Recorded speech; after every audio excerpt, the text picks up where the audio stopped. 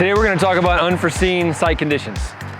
So behind me, we are currently re-roofing the office roof, Roof Medic headquarters. We were not anticipating replacing the entire decking surface, but once we removed all the shingles and we did our thorough inspection, there were enough small variations and areas of concern that made it be the best option to be a full replacement of the decking. So I want to talk a little bit about what these variances or variables are that would led me to say, you know what, it's best to spend this $4,000 extra stuff on this not so big roof. But so listen, here we go. First off, when we took everything, our decking was a mixture of 1x4s, 1x6s, 1x8s, and 1x10s. That's a really great decking substrate. It's real wood. You can put multiple roofs on it. It's the longest lasting. Plywood is the next best, and then there's the pros and cons with that. But because we had the 1x, there were so many cracks from the old knots. The wood was 70+ years old. There were enough deviations and undulating areas that the ultra premium shingle we're going to put on would not have been aptly represented.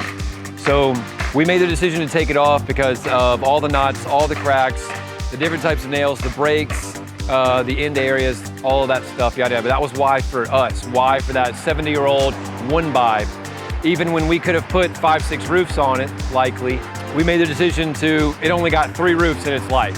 So what you see behind us, we're putting on the 5-ply 3/4 inch decking. What most homeowners need to concern themselves with, a couple tidbits to know when you're going through that home renovation or replacing your roof, is how many roofs has your decking received, right? So most people, when they're buying a used home, it's likely going towards the end of its first roof or into its second roof. After 2 roofs, you really need to strongly consider replacing. In North Carolina, you can only have 2 roofs on an OSB roof, on a 1/2 inch OSB. That's the standard. That's because there's just too many holes in the decking for it to adequately hold the shank of a nail with really tight grip. For anybody to want to warranty, any manufacturer to want to warranty it, any builder, any roofer, your 3rd roof, if you've got OSB, that's when you really need to, that's when you're going to need to replace your roof, your decking surface.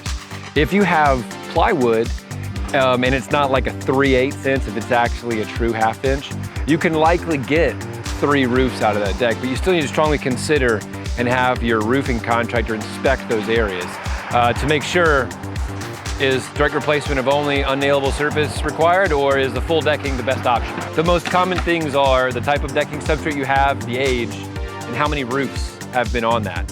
Again, in North Carolina, you're only going to see on average 2 roofs for every decking because our baseline here is that 7/16 OSB.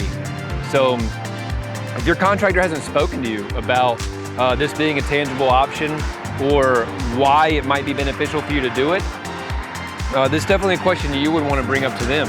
Because once you make this multi-$1,000 purchase, the last thing you want to do is find out that you should have also replaced your decking with it.